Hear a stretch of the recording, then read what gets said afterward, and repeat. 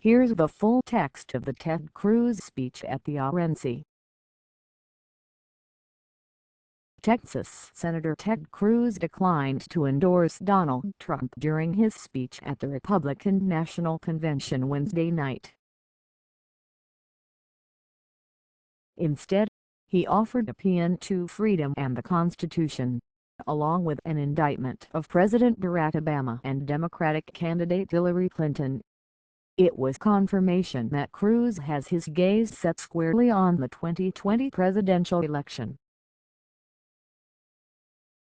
Under pressure to endorse Trump, Cruz added a line to his speech upon delivery that inched closer to it, but still stopped short, saying, "I want to see the principles that our party stands for prevail in November."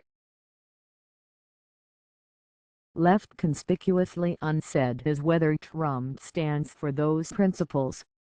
Here's the full text of his speech, as it was prepared for delivery, provided by the RNC. Thank you. Heidi and I are honored to join you here in Cleveland, where Lebron James just led an incredible comeback victory. I'm convinced America is going to come back too. I congratulate Donald Trump on winning the nomination last night.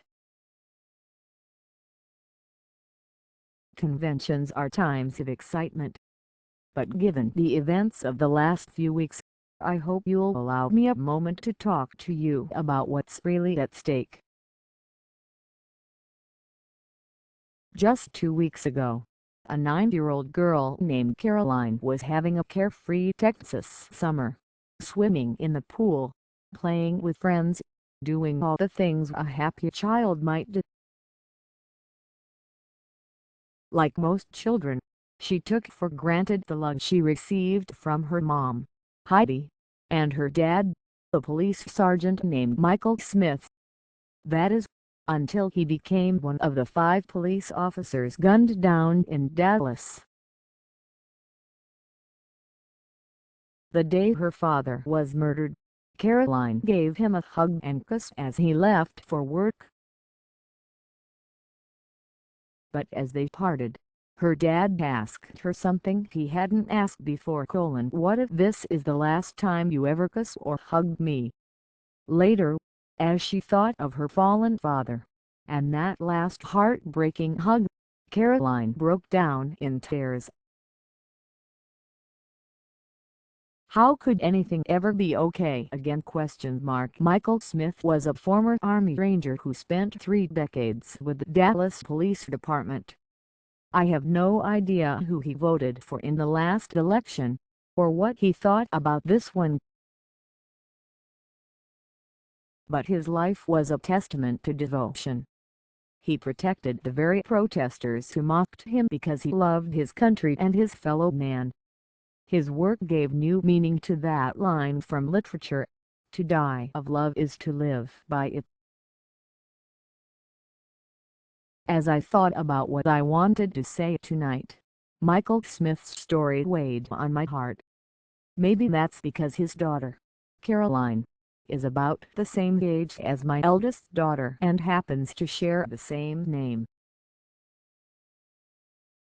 Maybe it's because I saw a video of that dear, sweet child choking back sobs as she remembered her daddy's last question to her. Maybe it's because we live in a world where so many others have had their lives destroyed by evil, in places like Orlando and Paris and Nice and Baton. Maybe it is because of the simple question itself: what if this, right now, is our last time, our last moment to do something for our families and our country? Did we live up to our values? Did we do all we could? That's really what elections should be about. That's why you and millions like you devoted so much time and sacrifice to this campaign. We're fighting, not for one particular candidate or one campaign, but because each of us wants to be able to tell our kids and grandkids, our own Carolines, that we did our best for their future, and for our country. America is more than just a land mass between two oceans. America is an idea, a simple yet powerful idea. Freedom matters. For much of human history, government power has been the unavoidable constant in life. Government decrees, and the people obey. Not here. We have no king or queen, no dictator. We the people constrain government. Our nation is exceptional because it was built on the 5 most powerful words in the English language. I want to be free. Never has that message been more needed than today. We stand here tonight, a nation divided. Partisan rancor, anger, even hatred are tearing America apart. And citizens are furious, rightly furious, at a political establishment that cynically breaks its promises and ignores the will of the people. We have to do better. We owe our fallen heroes more than that. Of course, Obama and Clinton will tell you that they also care about our children's future. And I want to believe them. But there is a profound difference in our two parties' visions for the future.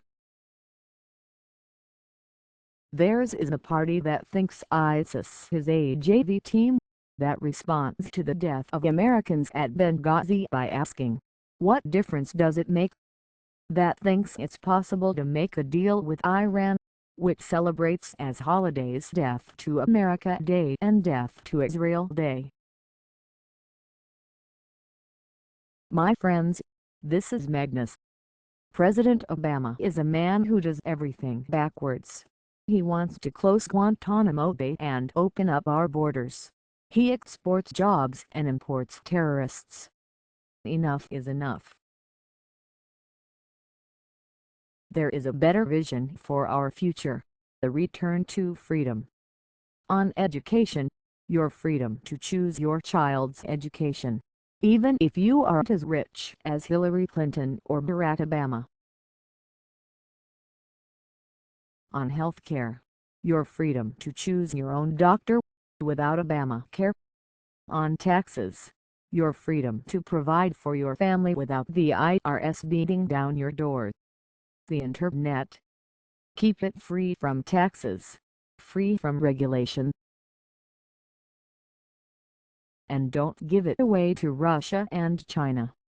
Freedom means free speech, not politically correct safe spaces. Freedom means religious freedom, whether you are Christian or Jew, Muslim or atheist.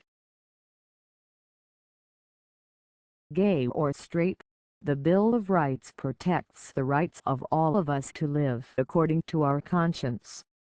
Freedom means the right to keep and bear arms, and protect your family. Freedom means Supreme Court justices who don't dictate policy, but instead follow the Constitution. And freedom means recognizing that our Constitution allows states to choose policies that reflect local values. Colorado may decide something different than Texas. New York different than Iowa. Diversity. That's the way it's supposed to be. If not, what's the point of having states to begin with? Hillary Clinton believes government should make virtually every choice in your life. Education, healthcare, marriage, speech, all dictated out of Washington. But something powerful is happening. We've seen it in both parties. We've seen it in the United Kingdom's unprecedented Brexit vote to leave the European Union. Voters are overwhelmingly rejecting big government. That's a profound victory. People are fed up with politicians who don't listen to them, fed up with a corrupt system that benefits the elites, instead of working men and women. We deserve an immigration system that puts America first. and yes, build the wall to keep us safe. That stops admitting ISIS terrorists as refugees. We deserve trade policies that put the interests of American farmers and manufacturing jobs over the global interests funding the lobbyists. And if we choose freedom, our future will be brighter. Freedom will bring back jobs, raise wages. Freedom will lift people out of dependency to the dignity of work. We can do this. 47 years ago today, America put a man on the moon. That's the power of freedom. Our party was founded to defeat slavery. Abraham Lincoln, the first Republican president, signed the Emancipation Proclamation. We passed the Civil Rights Act, and fought to eliminate Jim Crow laws. Those were fights for freedom, and so is this. Sergeant Michael Smith stood up to protect our freedom. So do our soldiers, sailors, airmen, and Marines fighting radical Islamic terrorism. So did the family of Alton Sterling, who bravely called to end the violence. So did the families of those murdered at the Charleston Emmanuel Dame Church, who forgave that hateful, bigoted murderer. And so can we. We deserve leaders who stand for principle. Unite us all behind shared values. Cast aside anger for love. That is the standard we should expect from everybody. And to those listening, please don't stay home in November. Stand and speak and vote your conscience.